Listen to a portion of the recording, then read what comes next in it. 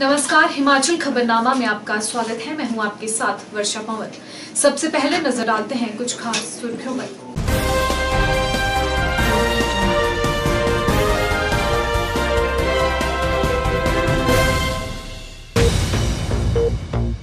मुख्यमंत्री जयराम ठाकुर ने दीनदयाल उपाध्याय अस्पताल में कोविड-19 टीके के लिए दूसरी खुराक।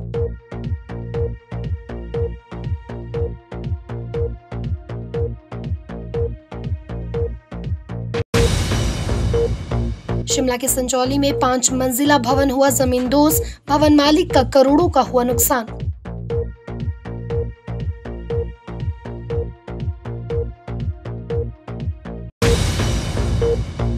एनएचएम मिशन निदेशक निपुण जिंदल ने लोगों से की अपील, कहा कोविड वैक्सीनेशन का टीका लगाकर खुद को करें सुरक्षित।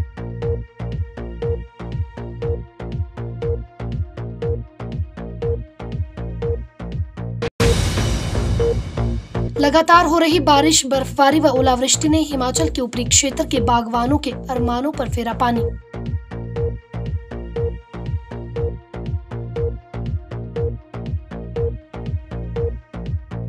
सुर्खियों के बाद अब खबरें विस्तार से। मुख्यमंत्री जयराम ठाकुर ने दीनदयाल उपाध्याय अस्पताल में कोविड-19 टीके की दूसरी खुराक ली। वहीं टीका लगाने के बाद मुख्यमंत्री ने राज्य के लोगों से कोरोना वायरस से बचाव के लिए टीका लगवाने के लिए आगे आने का आग्रह किया। उन्होंने कहा कि राज्य में टीकाकरण अभियान सुचारू रूप से चल रहा है और अब तक वैक्सीन की 13,89,000 खुराकें दी जा चुकी हैं। मुख्यमंत्री जयराम ठाकुर ने दीनदयाल उपाध्याय अस्पताल में कोविड-19 टीके की दूसरी खुराक ली।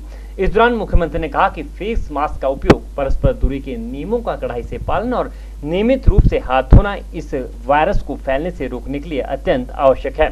मुख्यमंत्री ने कहा कि विश्व का सबसे बड़ा टीकाकरण अभियान देश में सफलतापूर्वक कार्यान्वित किया जा रहा है, जो हमारे वैज्ञानिकों और डॉक्टरों की कड़ी मेहनत का परिणाम है।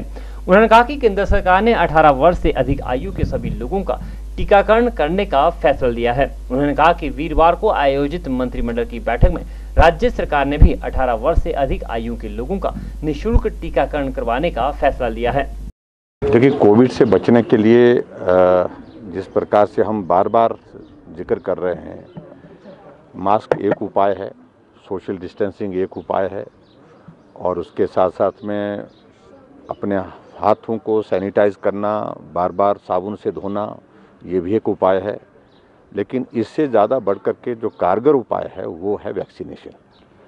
और मुझे इस बात की प्रसन्नता है कि भारत के साइंटिस्ट ने बहुत मेहनत करने के बाद वैक्सीन बनाने में सफलता हासिल की है और इस वक्त पूरे देश में और दुनिया का सबसे बड़ा वैक्सीन अभियान जो चल रहा है, इसमें केंद्र सरकार बहुत जो है वो आगे बढ़ कर के इसमें जो है वो काम कर रही है और ऐसे में स्टेट गवर्नमेंट की ओर से भी हमारा अभियान वैक्सीन का बहुत सफलतापूर्वक चल रहा है। पिछले कल का ही अगर मैं कहूँ तो हमारा काफ़ी लगभग शायद मिकल में 13 लाख के लगभग हमारा आंकड़ा जो है वो वैक्सीन का जो है हमारा पूरा हो गया है। जो शेड्यूल हमारा प्लान किया गया है उसके मुताबिक हम चल रहे हैं और अब तो केंद्र सरकार ने इस बात को भी सुनिश्चित किया कि जो हमारे 18 साल से ऊपर के भी बच्चे हैं, क्योंकि इस वायरस का इम्पैक्ट हमने इस बार देखा कि बच्चों में भी बहुत ज़्यादा है, यंग एज में भी बहुत ज़्यादा है, तो इसलिए उनको भी वैक्सीन लगे। इस बात को सुनिश्चित करने के लिए 18 साल से ऊपर के बच्चों के लिए भी उसमें शामिल करने के बाद ये अभियान मुझे लगता है कि और भी तेज़ी पकड़ेगा। और हमने हिमाचल प्रदेश में तय किया है पिछले कल कैबिनेट में कि वैक्सीन हम फ्री ऑफ कॉस्ट करेंगे। भाजपा प्रदेश अध्यक्ष एवं सांसद सुरेश कश्यप ने महिला मोर्चा की प्रदेश कार्य समिति की बैठक में भाग लिया। इस बैठक की अध्यक्षता महिला मोर्चा की अध्यक्षा रश्मिधर सूद ने की। बैठक में प्रदेश संगठन मंत्री पवन राणा एवं महिला मोर्चा के प्रभारी राम सिंह विशेष रूप से उपस्थित रहे। बैठक को संबोधित करते हुए भाजपा प्रदेश अध्यक्ष सुरेश कश्यप ने कहा कि कोविड-19 की दूसरी लहर पहले से ज्यादा खतरनाक है। ऐसे में उन्होंने सभी से और अधिक सावधानी बरतने की अपील की है। की जो दूसरी लहर जो कि पहले से भी ज़्यादा खतरनाक है और आज हम सब लोग उससे बुरी तरह से त्रस्त हैं। आज हमारे देश की क्या स्थिति आप जानते हैं, आप देखते ही हैं टेलीविज़न के ऊपर डेली जब आंकड़े आते हैं तो हर किसी का दिल कांपता है और निश्चित रूप से जो दूसरी लहर है पहले के मुकाबले बहुत ज़्यादा भयंकर है।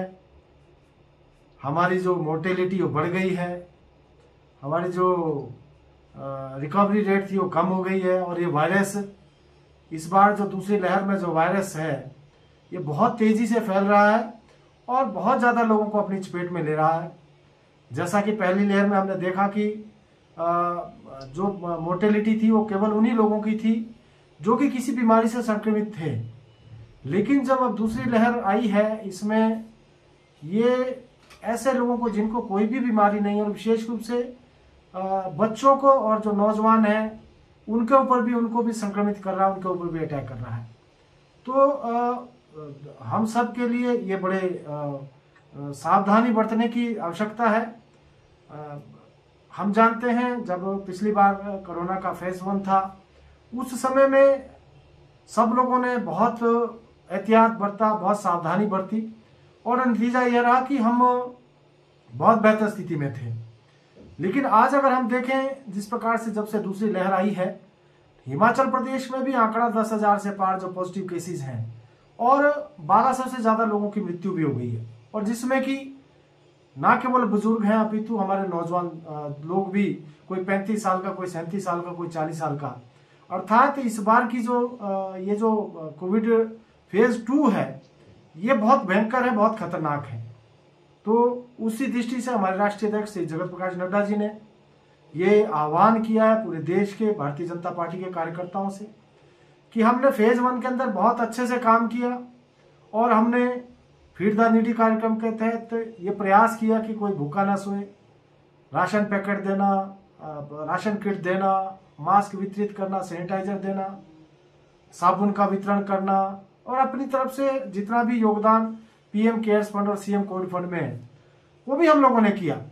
और विशेष रूप से मैं महिला मोर्चा को बधाई देना चाहूँगा कि जिस प्रकार से महिला मोर्चा ने बहुत बढ़िया काम किया, जिस प्रकार से फेस कवर बनाने का जो बेड़ा हमारी बहनों ने उठाया उसको बाद में पूरे देश ने फॉलो किया। राजधानी में 2 दिन से हो रही भारी बारिश के चलते नॉर्थ ओक संजौली में एक 5 मंजिला मकान सुबह 5 बजे गिर गया। गनीमत यह रही कि इसके गिरने से कोई जानी नुकसान नहीं हुआ। बीती रात ही इस मकान को खाली करवा दिया गया था। इस भवन में एक निजी स्कूल चल रहा था और कुछ लोग भी रह रहे थे।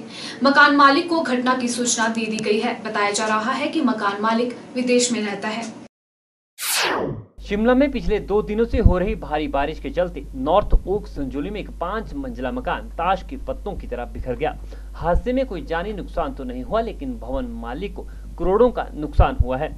जानकारी के अनुसार लगातार हो रही बारिश और भवन के नीचे चल रही खुदाई से भवन की नींव हिल गई और मकान जमींदोज हो गया।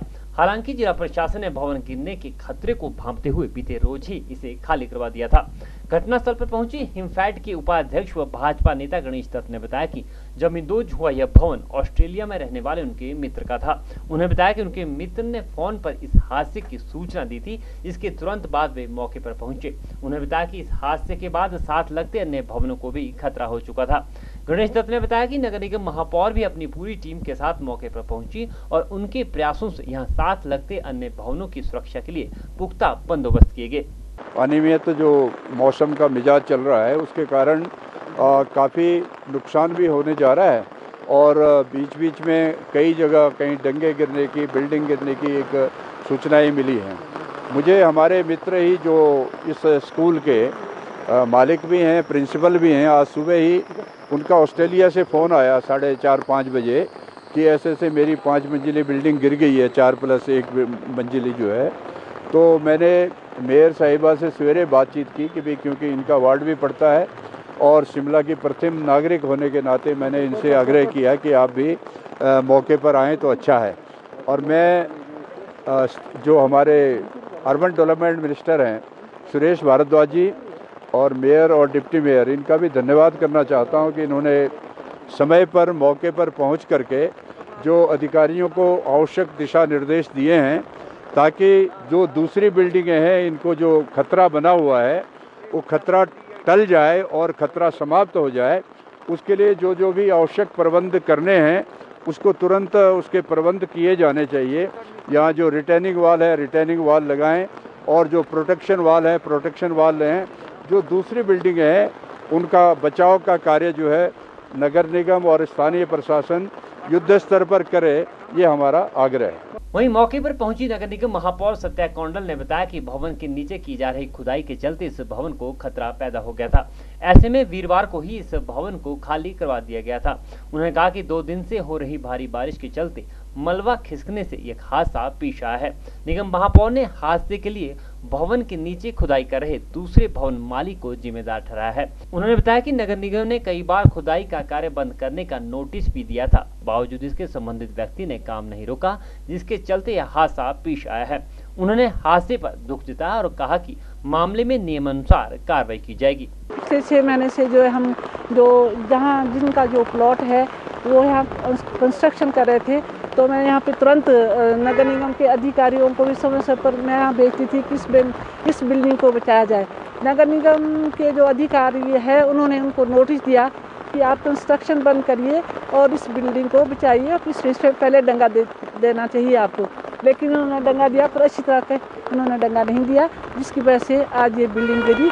और बड़ी मैं तो भगवान जी का बहुत धन्यवाद करती हूँ कि इसमें कोई माल और कोई किसी व्यक्ति की कोई ऐसा दुर्घटना नहीं हुई है। और मुझे इस बात का बहुत दुख है कि जो मालिक है यहाँ के वो ऑस्ट्रेलिया में रहते हैं, सीनियर सिटीजन भी है, उनका मेरे से बार बार संपर्क होता, मुझे बहुत दुख हुआ कि हम इस बिल्डिंग को ना बचा सके। धन्यवाद। जिला सोलन में शनिवार व रविवार को आवश्यक वस्तुओं की दुकानें ही खुली रहेंगी। इसके अलावा अन्य सभी दुकानें बंद रहेंगी। वहीं यदि व्यापारी ऐसा नहीं करते हैं तो उन पर नियमानुसार कार्यवाही की जाएगी। यह बात सोलन में आयोजित पत्रकार वार्ता के दौरान उपायुक्त सोलन केसी चमन ने कही। उन्होंने कहा कि कोविड के बढ़ते मामलों को लेकर नए दिशा निर्देश जारी किए गए हैं।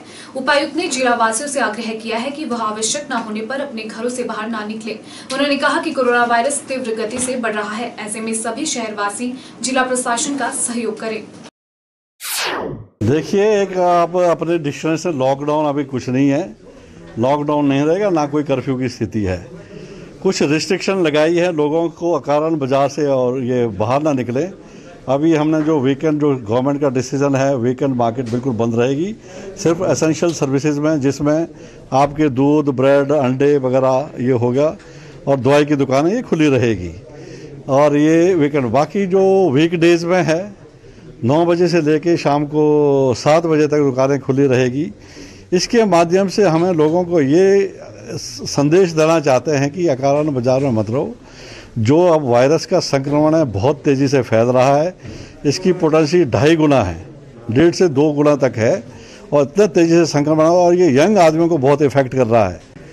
अगर कोई बहुत ही इमरजेंसी है तभी घर से बाहर निकलें, और 1 महीने का लगभग आपको एक आचरण करना पड़ेगा। 1 महीने में अगर ये आप दिशा अनुदेश सरकार के और प्रशासन के मानेंगे तो सभी स्वस्थ और सुरक्षित रहेंगे। प्रदेश में कोरोना के लगातार बढ़ रहे मामलों को देखते हुए प्रदेश सरकार द्वारा मंदिरों को बंद रखने का निर्णय लिया गया है, जिसके चलते प्रदेश के सभी बड़े व प्रसिद्ध मंदिरों के कपाट श्रद्धालुओं के लिए बंद कर दिए गए हैं।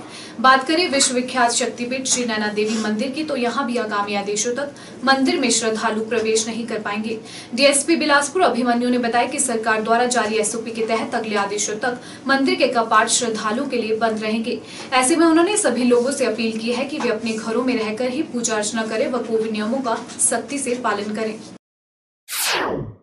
सरकार के दिशा निर्देश आए हैं, उसके अनुसार 23 तारीख से मंदिर जो है वो बाहरी लोगों के लिए बंद रहेंगे।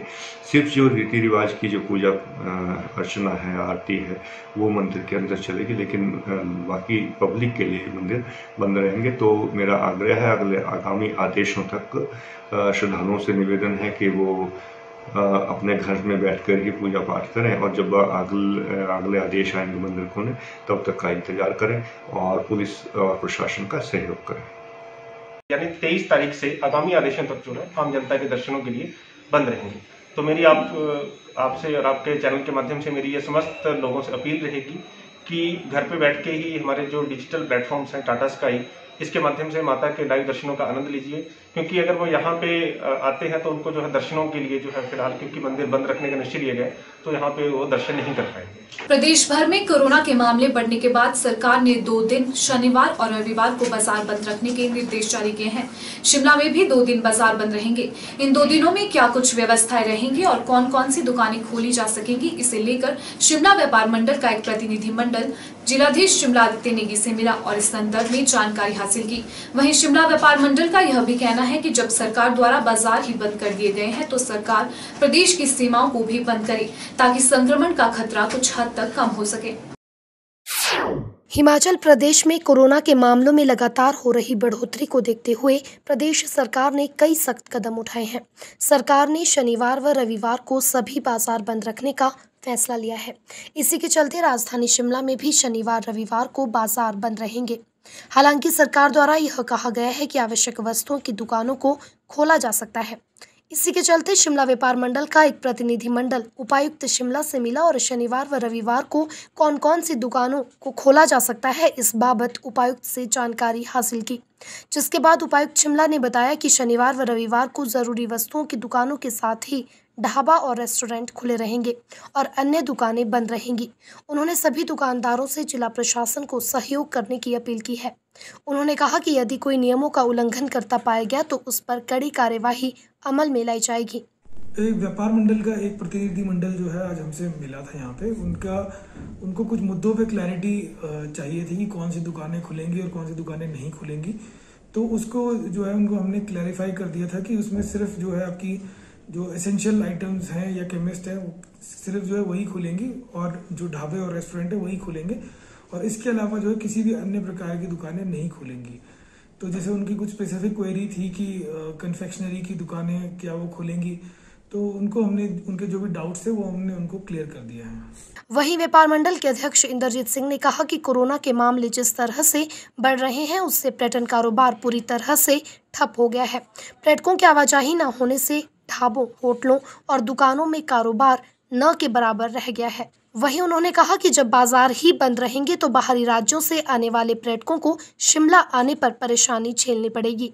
ऐसे में उन्होंने सरकार से मांग की है कि बाजार के साथ साथ बॉर्डर भी बंद कर दिए जाएं ताकि कोरोना संक्रमण का खतरा कुछ हद तक कम हो सके। माननीय महोदय से भी मैं मिला हूँ और जो भी बात थी उनसे क्लियर की। एक तो जो हमारी छोटी ईटरीज हैं जैसे पेस्ट्री शॉप्स या उस तरह की हैं, उन दुकानों के बारे क्लियर नहीं थी नोटिफिकेशन में, तो वो भी उनके माध्यम से पता लगा कि वो भी कल बंद रहने वाली हैं।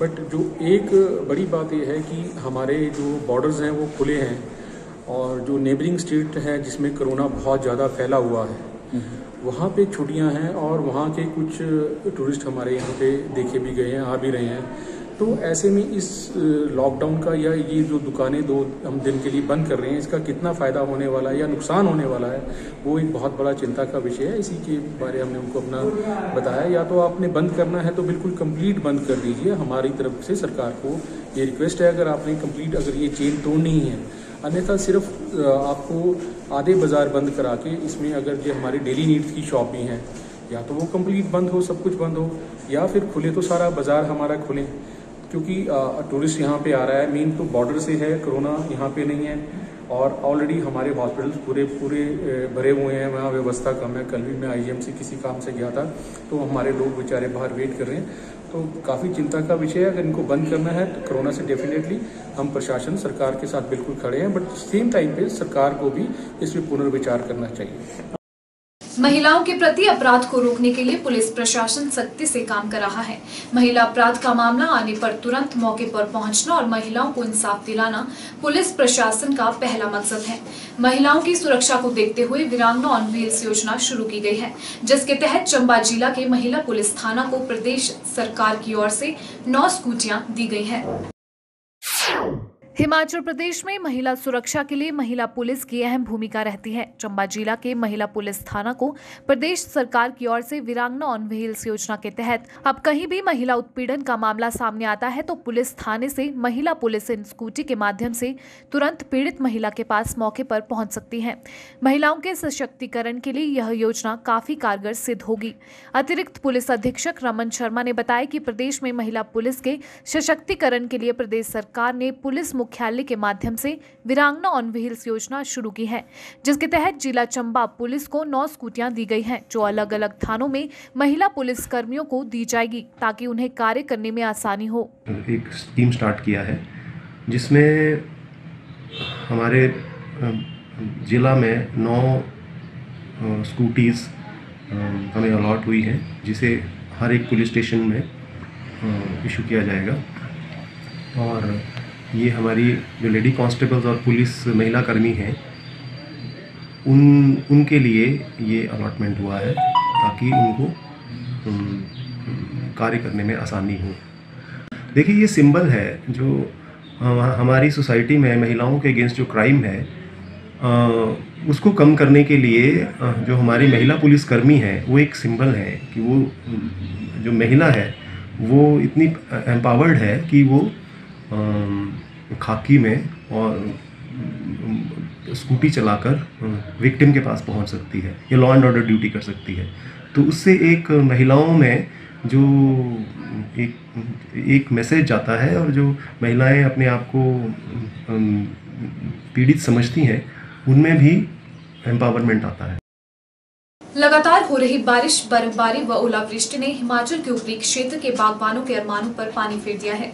ऊंचाई वाले क्षेत्रों में सेब व अन्य फलों की फ्लावरिंग और सेटिंग के दौरान बर्फबारी व ओलावृष्टि ने फलों को काफी नुकसान पहुंचाया है। ऐसे में लोगों ने सरकार से उनकी फसलों को पहुंचे नुकसान की भरपाई करने की मांग की है। पिछले 3-4 दिनों से बारिश तथा बर्फबारी चली हुई है। इसमें जो है कुछ क्षेत्रों में जो है ओलावृष्टि भी हुई है, तो इससे जो है सेब की फसल को, सेब तथा अन्य नकदी फसलों को काफ़ी नुकसान हुआ है। तो जो बेमौसमी बारिश जो इस वक्त बर्फबारी हो रही है, इससे कई एरिया में मतलब जो अपर हाइट में है जहाँ पे फ्लावरिंग हो रही थी उसमें भी चिलिंग इंजरी हो रही है। तो जो फसल मतलब जहाँ पे नेट्स वगैरह लगे हुए थे तो नेट्स के ऊपर भी जो है मतलब की वजह से शायद ज़्यादा नुकसान हो रहा है, क्योंकि पौधों नेट्स पे जो है बर्फबारी टिकी और वो जो है उससे जो है पेड़ गिरने शुरू हो गए, जो पेड़ों के ऊपर गिरे। पिछले 2 दिन से हमारे क्षेत्र में बहुत भारी वर्षा हो रही है और ओलावृष्टि भी हुई और आज बर्फबारी हुई, जिससे हमारे बागवानों का लाखों का नुकसान हुआ है। हमारे ज़्यादातर एरिया में नेटिंग लगाई गई है जिसमें बांस नेट वगैरह सारे टूट गए हैं और जो हमारे एरिया की जो सेब है नौबिश वैली में मतलब पूरे रामपुर में विख्यात है, मतलब वहाँ पे जो क्रॉपिंग होनी थी वो बिल्कुल ही ख़त्म कर दी है।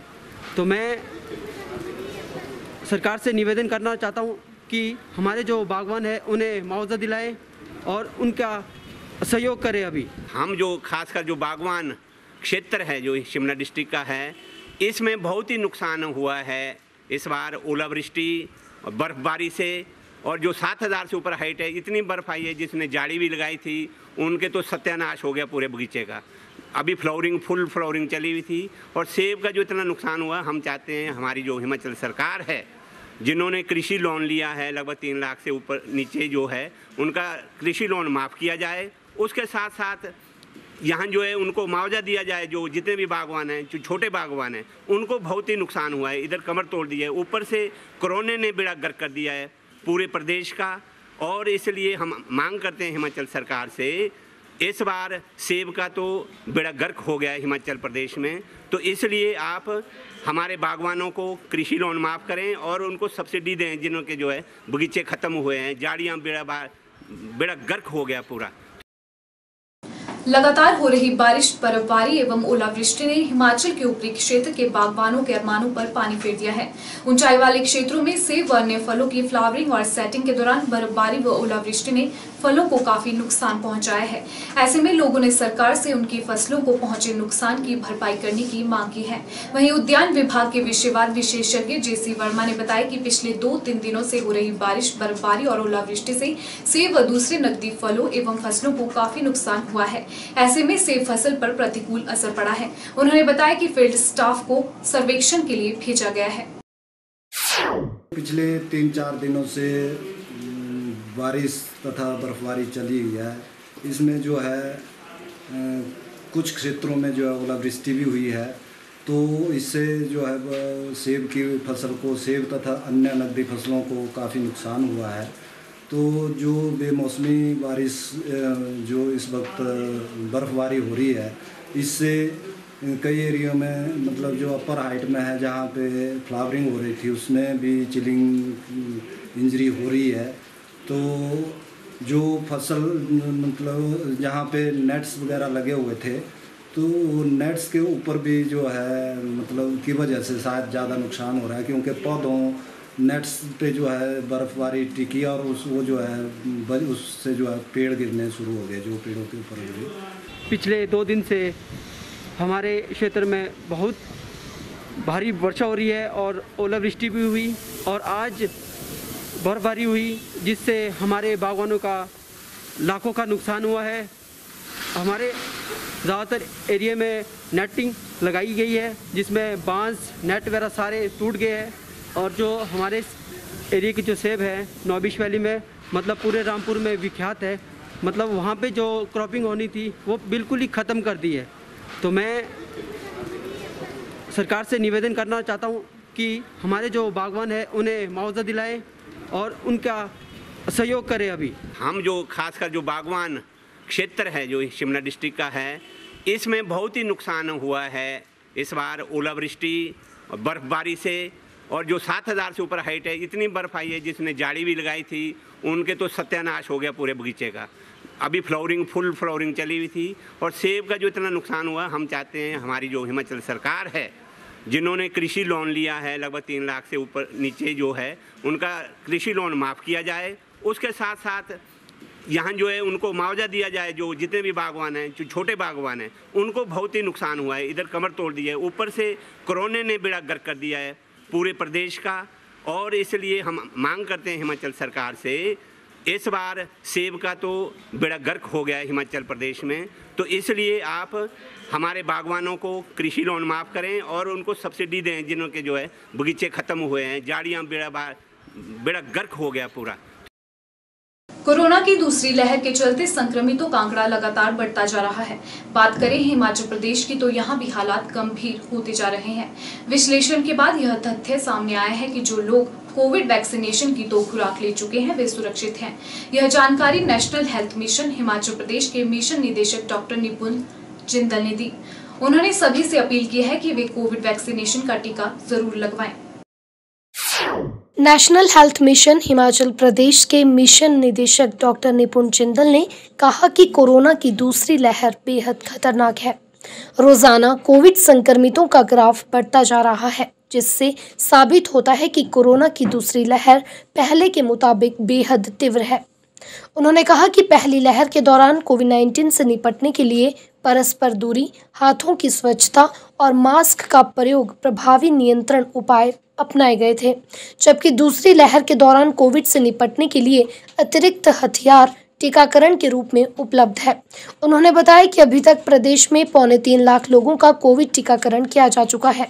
निपुण जिंदल ने सभी लोगों से अपील की है कि सभी कोरोना वैक्सीनेशन का टीका लगवाने के लिए आगे आएं, क्योंकि मूल्यांकन करने पर यह सामने आया है कि कोविड वैक्सीनेशन की 2 खुराक ले चुके लोग सुरक्षित हैं।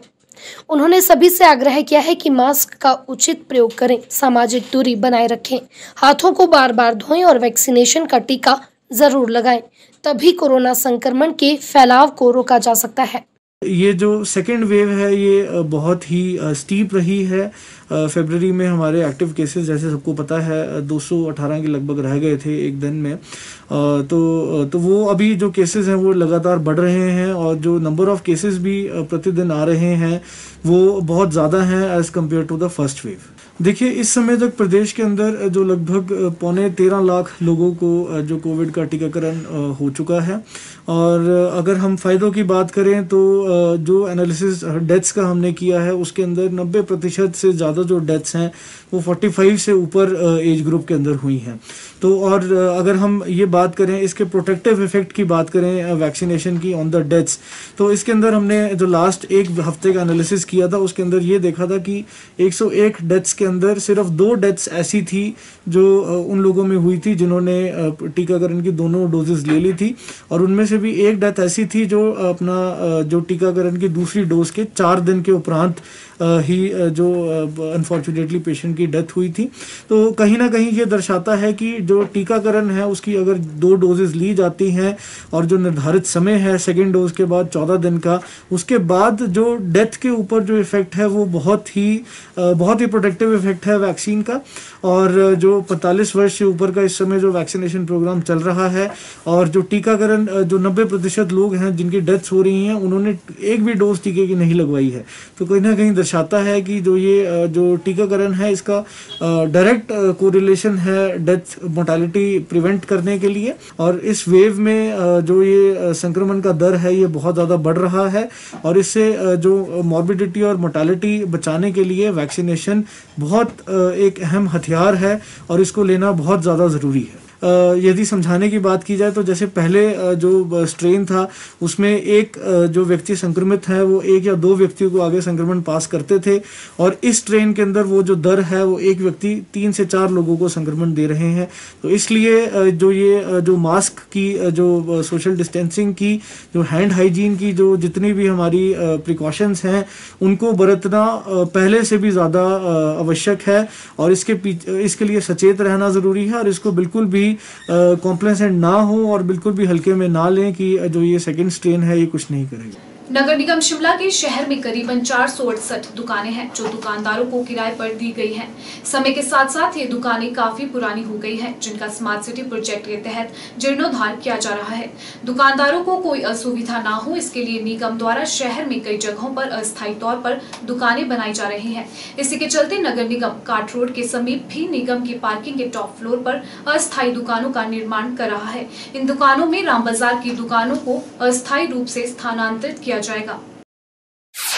स्मार्ट सिटी प्रोजेक्ट के तहत नगर निगम शिमला शहर में किराए पर दुकानदारों को दी गई अपनी दुकानों का चरणबद्ध जीर्णोद्धार कर रहा है। इसी के चलते राम बाजार में भी निगम की दुकानों के जीर्णोद्धार का कार्य प्रस्तावित है।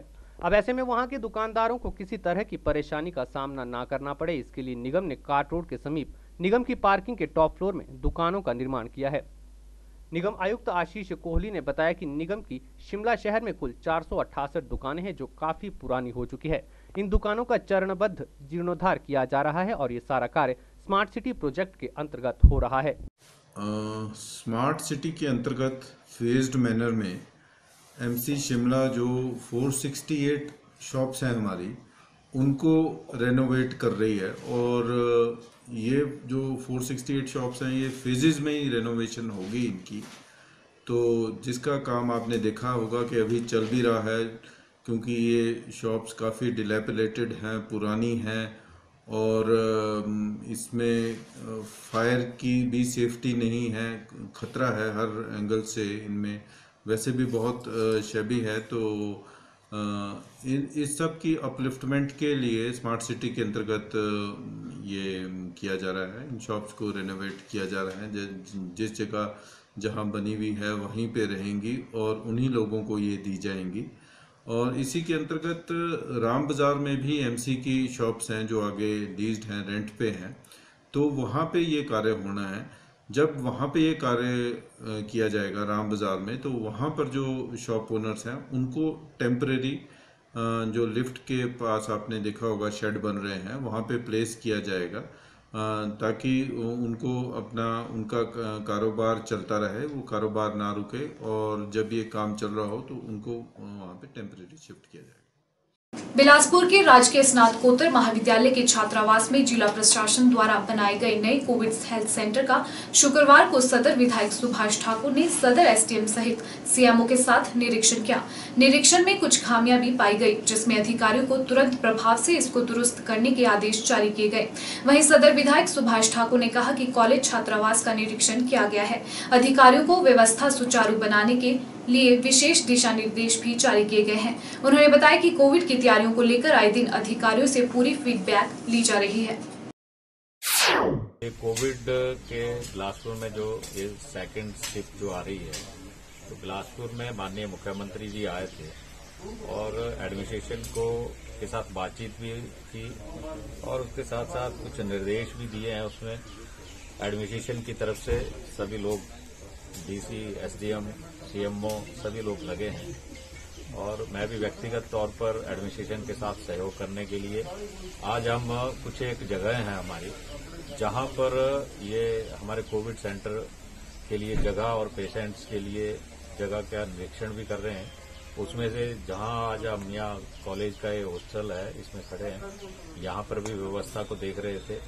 जहां जहां ये हमें स्थान मिल रहे हैं उन स्थानों को चिन्हित भी कर रहे हैं और देख भी रहे हैं और आने वाले दिनों के लिए हम यहाँ पर माकूल व्यवस्था करने के लिए बिल्कुल प्रशासन और सभी लोग लगे हुए हैं। और निश्चित तौर पर यह बिलासपुर में अभी तक कोई ऐसा अलार्मिंग भी नहीं है, लेकिन लोगों से मैं यही आग्रह करना चाहता हूं कि जो दूसरी लहर है इसमें खासकर नौजवानों के ऊपर ज्यादा ये असर भी हो रहा है और नौजवानों से भी कहना चाहूंगा कि इसके लिए वह सभी को एजुकेट करें, अवेकनिंग करें और प्रेरित हों और अपने आप भी मास्क और ऐसे ही भीड़भाड़ी वाली जगहों से अपने आप को भी बचाएं, बाकियों को बचाएं, अपने आप भी सुरक्षित रहें, परिवार के लोगों को भी सुरक्षित रखें।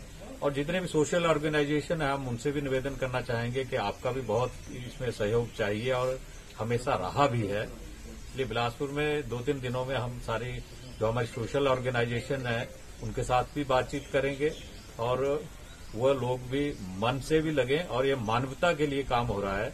ये न किसी सरकार का काम है, न किसी एडमिनिस्ट्रेशन का काम है। सरकार और एडमिनिस्ट्रेशन भी हम सब लोगों के ध्यान रखने के लिए और स्वास्थ्य का ध्यान रखने के लिए और कोरोना का जो युद्ध है इसके लिए लड़ने के लिए सभी का सहयोग आमंत्रित कर रहे हैं।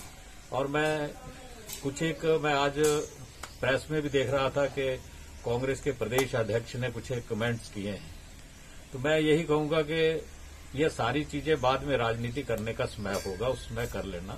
लेकिन मुझे लगता है कि कांग्रेस कहीं कंफ्यूज है और उनको अपने आप कहीं ऐसा लग रहा है कि आपस में उनकी गुटिज्म के कारण हुआ, या देख रहे हैं कि कौन मुख्यमंत्री का ज्यादा विरोध करता है। यह विरोध करने का समय नहीं है, सभी सहयोग करें। मैं भी यहाँ पर बिलासपुर में सभी राजनीतिक पार्टियों से भी, सोशल ऑर्गेनाइजेशन से भी, आम शहरी से भी। एक तरफ कोरोना की वजह से लोग काफी परेशान हैं, वहीं बेमौसम बारिश और बर्फबारी ने किसानों की कमर तोड़ के रख दी है। अप्रैल माह के अंतिम दिनों में बारिश व बर्फबारी ने लोगों की मुश्किलें बढ़ा दी है। वहीं ओलावृष्टि से किसानों की फसलों और बागवानों के बगीचों में फलों को काफी नुकसान हुआ है। चंबा जिला के ऊपरी क्षेत्रों में पिछले 2 दिनों से बारिश और बर्फबारी का दौर जारी है। पांगी, भरमौर, चुरहा, डलहौजी, डैनकुंड में 1 फीट से ज्यादा बर्फबारी दर्ज की गई है। बर्फबारी की वजह से जगह जगह सड़क मार्ग बाधित हो गए हैं। जनजातीय क्षेत्र पांगी की बात करें तो यहाँ बसों और छोटी गाड़ियों के पहिए थम गए हैं। पांगी में पिछले 2 दिनों से हो रही बर्फबारी के कारण सभी रास्ते बंद हो चुके हैं। यहाँ 1 फीट से ज्यादा ताजा हिमपात हुआ है। बर्फबारी के कारण सेब, नाशपाती, पलम, खुमानी को सबसे ज्यादा नुकसान हुआ है। ऐसे में किसानों और बागवानों की चिंता बढ़ती जा रही है। पांगी घाटी की ऊंचाई वाले क्षेत्र हुड़ान, भटूरी, सुराल, कुमार प्रमार, शून्य में लगभग 2 फीट से ज्यादा बर्फ गिरी है, जिसके चलते लोगों को मुख्यालय किलाड़ पहुंचने के लिए अब बर्फ के बीच पैदल सफर तय करना पड़ेगा। वहीं रास्ते में ग्लेशियर का सबसे ज्यादा खतरा रहता है। कुछ दिन पूर्व ही चंबा जिला के जनजातीय क्षेत्र पांगी का सड़क मार्ग लोक निर्माण विभाग द्वारा बहाल किया गया था, जिसके बाद से यहां वाहनों की आवाजाही शुरू हो गई थी। लेकिन ताजा बर्फबारी की वजह से सड़क मार्ग फिर से बंद हो गए हैं। बर्फबारी के चलते बाहरी राज्यों से आए सैलानी और कामगार भी यहाँ फंस गए हैं। बर्फबारी में फंसे इन लोगों ने सरकार से बंद मार्ग को जल्द बहाल करने की मांग की है।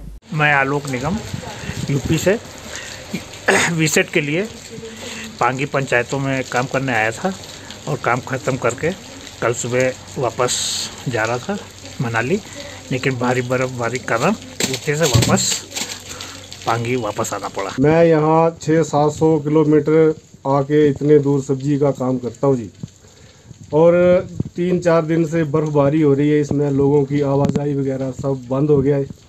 इसमें हमारा काफ़ी नुकसान होता है। सब्जियाँ सड़ने के कारण फेंकनी पड़ती है जी, और बहुत सी दिक्कतें आती हैं यहाँ पर। कई बार गाड़ियाँ भी मेरी रास्ते में रुकती हैं, सड़ जाती हैं। तो चलो मैं ये प्रशासन से भी गुजारिश करूँगा कि हमारी थोड़ी बहुत हेल्प करें। भारी बारिश और के चलते जो है वो सेब की फसल जो है तबाह हो गई है। फूल सारे सेब के जो हैं वो झड़ गए हैं।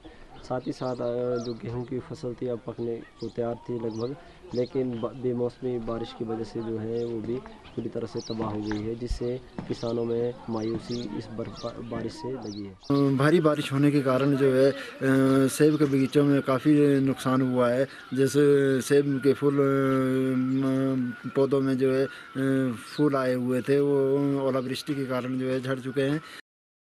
कोरोना की दूसरी लहर के चलते कई राज्यों में संक्रमण को फैलने से रोकने के लिए वहां की सरकारों ने जरूरत के हिसाब से नाइट कर्फ्यू और वीकेंड कर्फ्यू भी लगाया है, जिस कारण पर्यटन नगरी शिमला में पर्यटकों की आमद में एकाएक कमी आनी शुरू हो गई है। वह पर्यटन कारोबार प्रभावित हो रहा है। कोरोना काल से पहले की बात करें तो शिमला की लिफ्ट में इन दिनों लोगों की कतारें लगी रहती थी, लेकिन इन दिनों यहाँ इक्का दुक्का लोग ही नजर आ रहे हैं, जिस कारण पर्यटन विभाग की इस लिफ्ट की आमदनी में काफी कमी देखने को मिल रही है। शिमला में पर्यटक कम संख्या में आने के कारण पर्यटन कारोबार में बहुत कमी आई है। बात यदि पर्यटन विभाग की लिफ्ट की करें तो यहाँ इक्का दुक्का लोग ही आ रहे हैं, जिस कारण जहाँ लिफ्टें खाली नजर आ रही है वहीं लिफ्ट परिसर में भी कोई चहल पहल नहीं है। लिफ्ट के मैनेजर गुरुदेव ठाकुर ने बताया कि कोरोना काल से पहले इन दिनों लिफ्ट परिसर में तिल धरने तक को जगह नहीं होती थी और प्रतिदिन की आय करीबन 60 से 90 हजार के बीच होती थी, लेकिन कोरोना काल में ये घटकर 20 से 25 हजार हो गई है। उन्होंने कहा कि पिछले वर्ष जुलाई माह में लिफ्ट को दोबारा पर्यटकों और स्थानीय लोगों की सुविधा के लिए खोला गया था। सितंबर तक स्थानीय लोग और पड़ोसी राज्यों से शिमला आने वाले कुछ लोगों ने ही लिफ्ट की सेवाएं ली। अक्टूबर में काफी संख्या में लोग आए और आमदनी भी अच्छी हुई। जनवरी माह तक काम अच्छा था और फरवरी माह में आमदनी में गिरावट होना शुरू हो गई और अप्रैल माह की बात करें तो काम ना के बराबर है, जिससे लिफ्ट के रखरखाव का खर्चा निकालना भी मुश्किल हो गया है। जुलाई, अगस्त, सितंबर जैसे कि उस टाइम टूरिस्ट सीजन नहीं होता है तो लोकल लोगों ने इसकी सुविधा का फायदा उठाया। कुछ बीच में जो हमारा नज़दीकी राज्य है, पंजाब है या दिल्ली या हरियाणा, वहाँ से कुछ मतलब बहुत कम संख्या में टूरिस्ट भी आए। उसके बाद अक्टूबर में ऑलमोस्ट हमारा जो मतलब यहाँ शिमला में काफ़ी लोगों का आना जाना हुआ और थोड़ा बिजनेस भी इंक्रीज हुआ। उसके बाद थोड़ा लगा के पटरी पे आ रहा है काम। जनवरी बहुत अच्छा रिस्पांस रहा। उसके बाद फरवरी में थोड़ा डाउन स्थिति हो गई। अब जो है वो करीब मतलब ना के बराबर है और टूरिज्म के लिए तो ये बहुत बड़ी क्षति है और एक तरह से करीब खत्म हो गया है। उस टाइम पर डे में मतलब 60 और 62 हजार रुपये के करीब से मतलब होती थी पर डे। कभी बीच में वीकेंड पे बढ़ भी जाती थी, कोई 90 हजार रुपये के आसपास पहुंच जाती थी कभी कभी।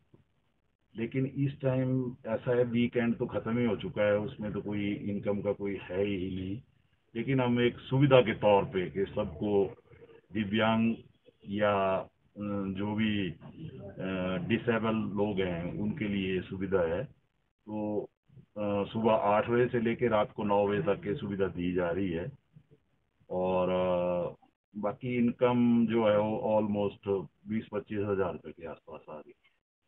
हमीरपुर में लगातार बढ़ रहे कोरोना संक्रमण के मामलों को देखते हुए जिला प्रशासन ने मेडिकल कॉलेज हमीरपुर में डेडिकेटेड कोविड वार्ड तैयार करने का निर्णय लिया है, जिसे आगामी 15 दिनों के अंदर तैयार करने के निर्देश दिए गए हैं। साथ ही होम आइसोलेट किए गए मरीजों की भी देखरेख ठीक से हो, इसके लिए स्वास्थ्य विभाग को कड़े निर्देश दिए गए हैं। उपायुक्त हमीरपुर देवश्वेता बनीक ने बताया कि हमीरपुर आयुर्वेदिक अस्पताल में भी कोविड केयर सेंटर की क्षमता को बढ़ाया गया है, ताकि आने वाले समय में ज्यादा मरीजों के आने पर समस्या का सामना न करना पड़े।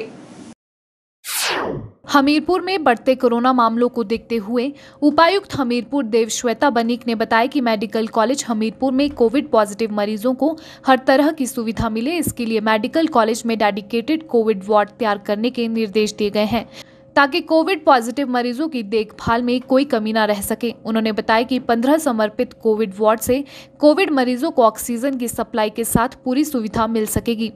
उपायुक्त ने बताया कि हमीरपुर जिला में आयुर्वेदिक अस्पताल में भी कोविड केयर सेंटर बनाए गए हैं और मरीजों की बढ़ती संख्या को देखते हुए इसकी क्षमता को भी बढ़ाया गया है ताकि आने वाले समय में ज्यादा मरीजों के आने पर समस्या का सामना न करना पड़े। उन्होंने बताया कि आयुर्वेदिक अस्पताल में उन मरीजों की भी रहने की व्यवस्था की गई है जो घरों में आइसोलेट नहीं हो सकते। उन्होंने कहा कि प्रशासन मरीजों के देखभाल के लिए पूरी तरह से सतर्कता बरतते हुए ऐसे मरीजों के लिए काम करने में प्रतिबद्ध है। संक्रमित व्यक्ति अगर वो ठीक है, अदरवाइज बहुत ज़्यादा कोई मेजर सिम्टम्स नहीं है, तो वो होम आइसोलेशन में ही रखे जा रहे हैं। तो हम लार्जली हमारे ज़्यादातर पेशेंट्स अभी भी होम आइसोलेशन में हैं और ज़्यादातर जो है पेशेंट्स वो स्वास्थ्य उनका लगभग ठीक है, उनकी डेली मॉनिटरिंग की जा रही है। जहाँ भी जो है थोड़ी भी कहीं शिकायत आ रही है कि कहीं ऑक्सीजन का सैचुरेशन कम हो रहा है या बुखार ज़्यादा बढ़ रहा है या कोई भी इस तरह के जो स्वास्थ्य डिपार्टमेंट ने मानक बनाए हुए हैं उनमें अगर कोई भी थोड़ा गंभीर पाया जाता है तो उसको तुरंत जो है डिस्ट्रिक्ट कोविड हेल्थ सेंटर जो है हमारा न्यू आयुर्वेदा बिल्डिंग में हमने बनाया हुआ है, वहाँ पे उनको शिफ्ट किया जा रहा है। इसकी कैपेसिटी हमने 45 की रखी थी। अब क्योंकि केसेस और बढ़ रहे हैं तो हमने और एडिशनल उसी के आसपास जो है ओल्ड बिल्डिंग में भी थोड़ी संख्या जो है वो बढ़ाई है बेड्स की। हम आगे के दिनों में जो है अगले 10 से 15 दिनों में मेडिकल कॉलेज के कैंपस के अंदर ही 15 बेडेड जो है डेडिकेटेड कोविड वार्ड जो है वो शुरू करने जा रहे हैं, जिसमें इंटरनल ऑक्सीजन सप्लाई से वो जो है इक्विप्ड होंगी ताकि ऑक्सीजन सप्लाई में कहीं भी कोई दिक्कत ना आए। और मेडिकल कॉलेज को भी निर्देश दिए गए हैं कि इस तरह की इमीडिएट जो भी ऑक्सीजन सप्लाई के प्रबंध हैं, वैसे तो अभी एडिक्वेट हैं, कहीं शॉर्टेज जो है वो रिपोर्टेड नहीं है, फिर भी आगे के सिचुएशन के मद्देनजर जो है जो भी रिक्वायरमेंट्स है वो इमीडिएटली उनको पूरा कर रहे हैं। कोरोना के बढ़ते मामलों को देखते हुए प्रदेश सरकार द्वारा जारी की गई गाइडलाइंस के मुताबिक अब जिला सिरमौर में भी वीकेंड्स के दौरान बाजार बंद रहेंगे। इस दौरान केवल दवाइयों की दुकानें ही खुली रहेंगी। उपायुक्त सिरमौर डॉक्टर आर के परूथी ने बताया कि वीकेंड के दौरान शनिवार और रविवार को एसेंशियल सर्विसेज से जुड़ी सभी दुकानों को दोपहर 1 बजे तक खोलने की अनुमति होगी, जबकि दवाइयों की दुकानें पूरे दिन खुली रहेंगी। कोरोना के बढ़ते मामलों को देखते हुए प्रदेश सरकार द्वारा जारी की गई गाइडलाइंस के मुताबिक अब जिला सिरमौर में भी वीकेंड के दौरान बाजार बंद रहेंगे। केवल एसेंशियल सर्विस से जुड़ी दुकानें ही खुली रहेंगी। यह बात उपायुक्त सिरमौर डॉक्टर आर के परूथी ने कही। उन्होंने बताया कि वीकेंड्स पर जिला के सभी खेल मैदान, खेलकूद प्रतियोगिता और अन्य किसी भी प्रकार की गतिविधि के लिए बंद रहेंगे। उन्होंने बताया कि केवल सुबह के वक्त इन मैदानों में मॉर्निंग वॉक करने की अनुमति होगी।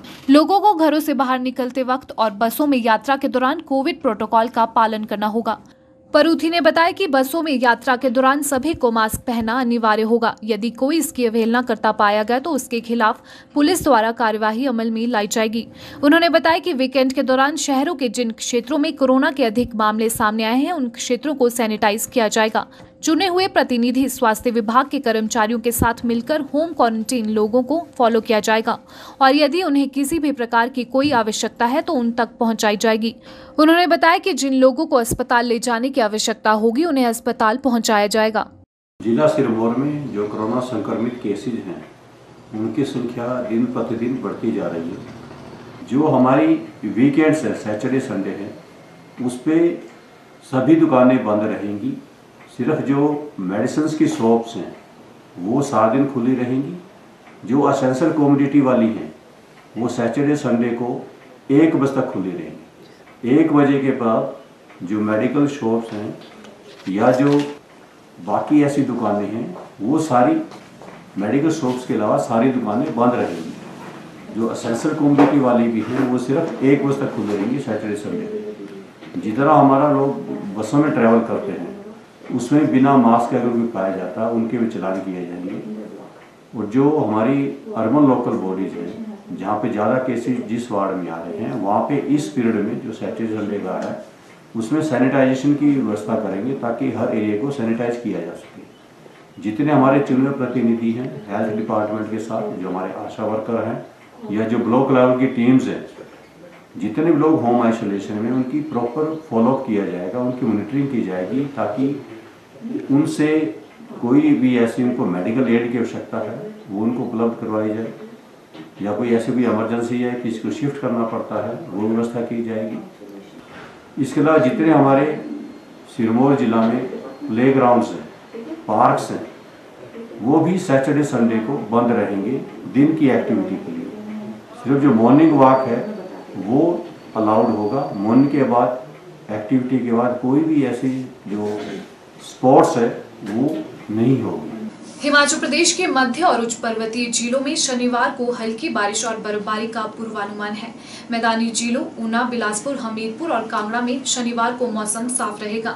मध्य पर्वतीय जिलों शिमला, सोलन, सिरमौर, मंडी, कुल्लू, चंबा और उच्च पर्वतीय जिलों किन्नौर व लाहौल स्पीति में रविवार से मौसम साफ रहने का पूर्वानुमान है।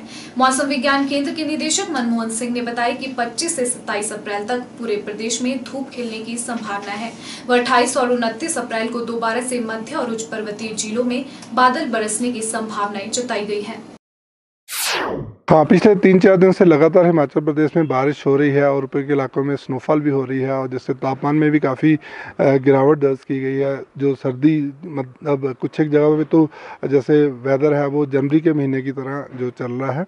तो अभी जो WD का फैक्ट है वो आज रहेगा। आज हिमाचल प्रदेश के बहुत सारे इलाकों में बारिश और ऊपर के इलाकों में स्नोफॉल होगी। कल से मौसम जो है वो दोबारा से साफ़ हो जाएगा।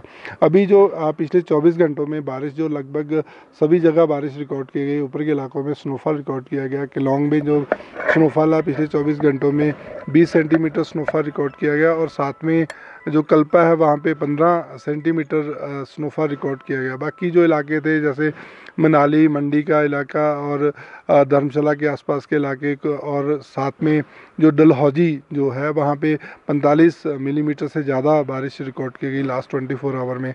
और जैसे कि जो पिछले जो विंटर के मंथ से जनवरी, फरवरी, मार्च इसमें 50% से बारिश में कमी चल रही थी। तो अभी जो अप्रैल का महीना है इसमें अभी टोटल जो बारिश है वो 1 अप्रैल से लेकर 23 अप्रैल तक जो बारिश है वो 46% ज़्यादा चल रही है। अभी जो स्नोफॉल भी अप्रैल के महीने में रिकॉर्ड किया गया कल्पा में अभी तक जो 70 सेंटीमीटर स्नोफॉल रिकॉर्ड किया गया जो कि पिछले 20 सालों में सबसे ज़्यादा जो स्नोफॉल रहा। और बारिश भी जो 24 आवर्स में शिमला सिटी में बारिश रिकॉर्ड की गई थी 83 मिलीमीटर बारिश रिकॉर्ड की गई थी जो कि पिछले जो 42 सालों में सबसे ज़्यादा थी। इससे पहले जो बारिश रिकॉर्ड की गई थी वो 1979 में 15 अप्रैल को 111 मिलीमीटर बारिश रिकॉर्ड की गई थी। तो उसके बाद जो है 42 साल के बाद अभी जो है 83 सेंटीमीटर बारिश रिकॉर्ड की गई जो कि एक सेकंड जो हाईएस्ट बारिश जो है वो 24 घंटे में रिकॉर्ड की गई। तो मौसम जो है वो आज ही रहेगा तक ख़राब रहेगा। उसके बाद कल से जो है मौसम साफ़ रहेगा। जैसे तापमान में भी काफ़ी कमी चल रही थी 8 से लेकर 10 डिग्री तक तापमान जो सामान्य से कम चल रहे हैं और कुछ एक जगह पे 10 से 15 डिग्री तक तापमान जो सामान्य से कम चल रहे थे। तो अभी आने वाले जो दिन होंगे इसमें तापमान में दोबारा से तापमान रिवाइज करेंगे। हिमाचल खबरनामा के इस अंक में इतना ही। नमस्कार।